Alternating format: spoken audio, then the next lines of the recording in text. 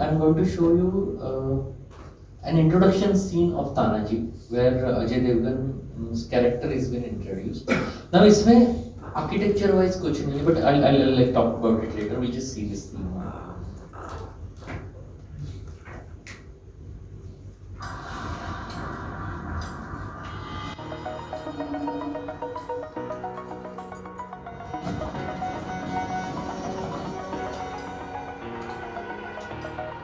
Over the edge, feel like I'm floating through the air. The pain I felt is painful, all is said and done. Oh, I am restricted, fixed upon the web. I need to kick the habit that my mind is breathing in. Break out, I've got to see. Spent all my life holding all of it closely. I played it innocent, a feel of discontent. I'm finally facing it all, fearless.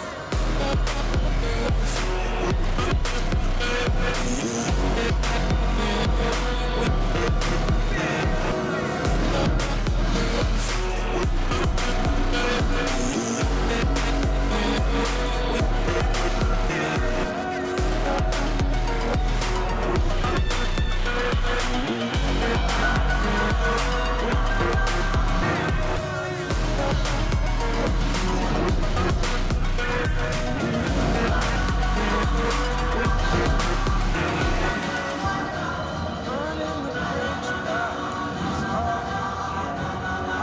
I'm feeling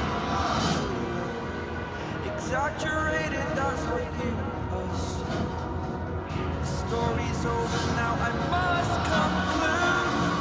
I am conflicted, watching where I step still, hanging in the balance of the life I want to live. I want to take it all, standing tall. Fear I weighed the person you are. Break out, I've got to see. Spent all my life holding all of it closely. I played it innocent, a feel of discontent. I'm finally facing it all, fearless.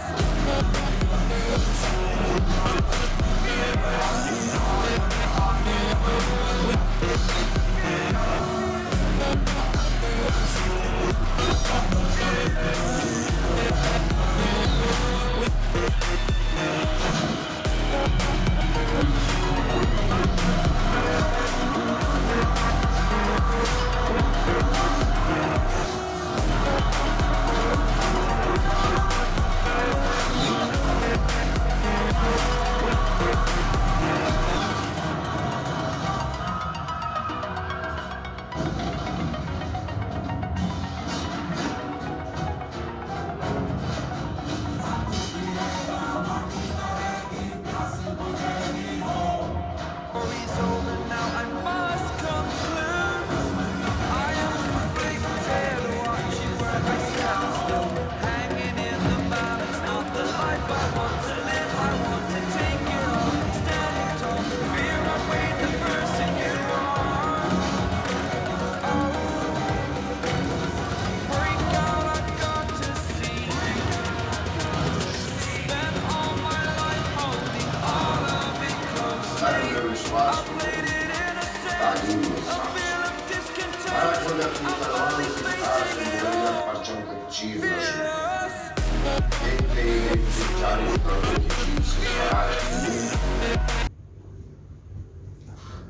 So this was the introduction scene of Tanaji Malusar in the film. Like every introduction scene in the film for a hero is very important. Like how we seen even Ranveer's scene, which was introduction scene. ये भी एक introduction scene था. तो ये hero को एक grand stand देने के लिए बनाया जाता है जनरली, और उसमें क्या कर सकते हैं, क्या नया कर सकते हैं जो लोगों ने नहीं देखा है. वो भी एक सिनेमैटिक डिसीजन होता है प्रोडक्शन डिजाइन करते टाइम कि इसमें क्या क्या कर सकते हैं. अभी ये जो लड़ाई दिखाई है ये सबने सुना होगा सांधन वैली करके, जो भंडारदरा के नज़दीक है नॉर्थ महाराष्ट्र.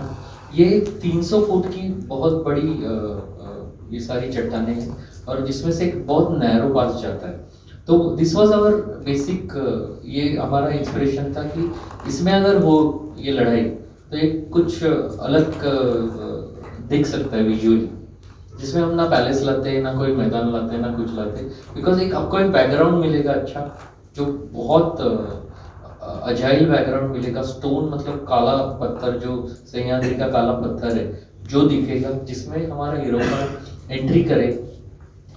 और एक्शन मास्टर जो रमादान बुलुट थे, जर्मनी से आए थे ये फिल्म करने के लिए।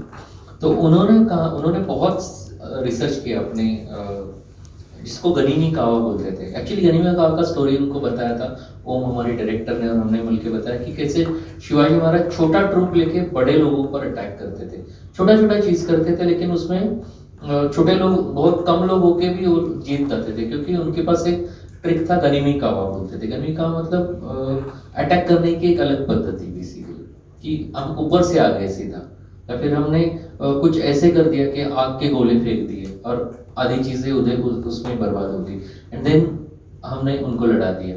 तो उस तरह से बहुत सारी चीजें हुआ करती, तो उसमें से एक ही एक ट्रिक थी कि हम लोग उनको एरियल अटैक करें बेसिकली। अब इसमें एक अच्छा था कि we could project the hero को एक सुपरमैन का एक लेवल देने का कोशिश था, कि एक सुपरमैन है, एक पहला फ्रेम में ही समझता है कि तानाजी मालुसरे कुछ भी कर सकते हैं फिल्म में। तो ये एस्टेब्लिशमेंट एक डायरेक्टर को, अगर कोई भी डायरेक्टर बनना चाहता है तो एक दिमाग में आपको, आप अगर हीरो का लिखते हो कैरेक्टर, इसको उनको सुपरमैन लिखना है तो कैसे लिखोगे। तो this was our take on how to make our hero look Superman basically.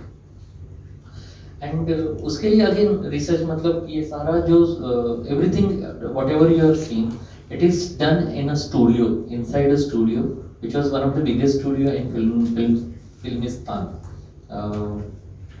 Number 3 में किया था।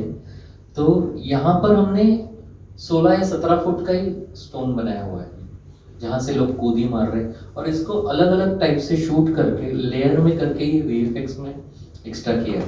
तो this was a different experience as a production designer with us like me and Shriram, कि यहाँ पर ये चीज़ को हम कैसे करें, क्योंकि इसके पहले अगर आपने बाजीराव देखा तो वो एक्चुअल बिल्डिंग किया था सब कुछ, everything is a actual set, everything is to the scale execute किया हुआ है।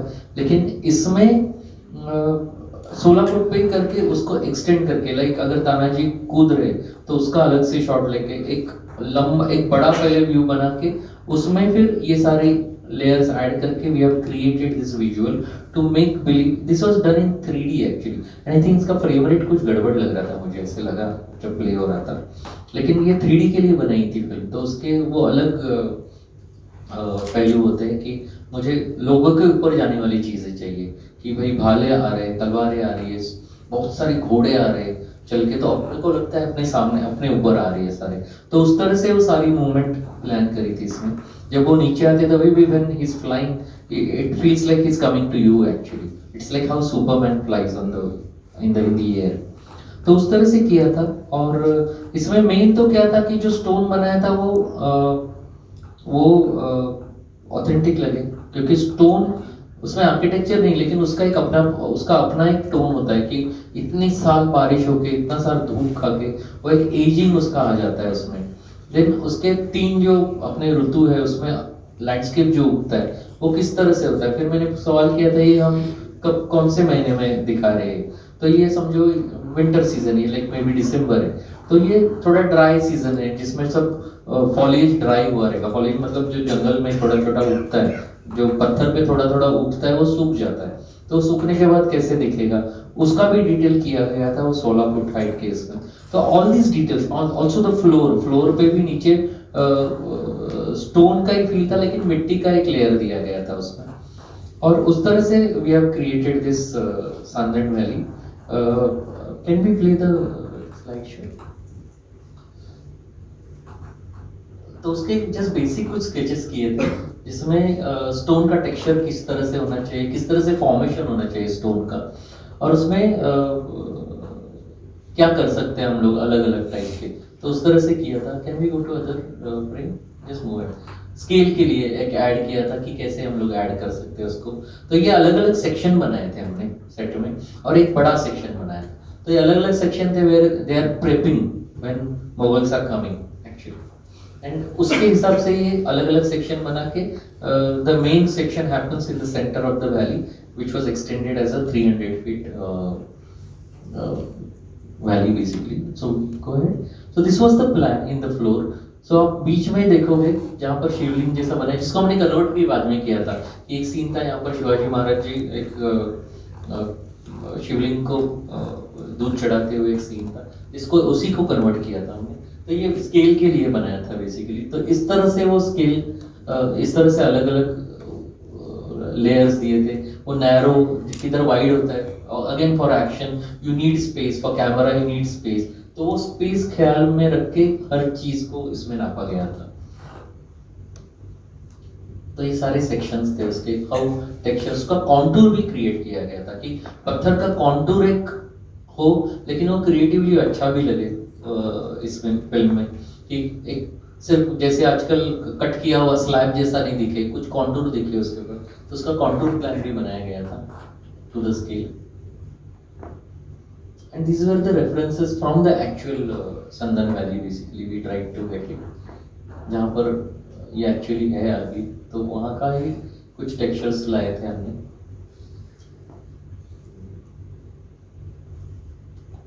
So basically ये नीचे पानी भर जाता है बारिश में, और जब मानसून खत्म हो जाता है ये सूखा हो जाता है। That becomes a pass where people, lot of people trek there right now.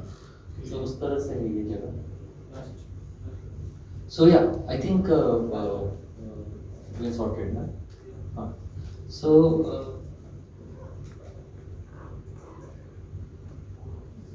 this is what I wanted to share with you guys. Basically, production design is all about understanding the character from director's point of view, not from your point of view. What directors want you to do, that you need to understand. Put him in that particular environment, make him feel that environment to act the kind of character he wants to play.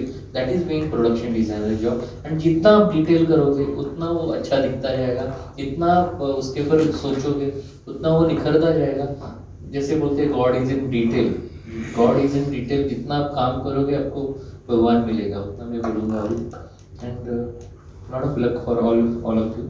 सबके लिए बहुत बहुत अभिनंदन, आप यहाँ पर आए, और आपकी करियर के लिए भी मैं आपको शुभकामनाएं देना चाहता हूँ।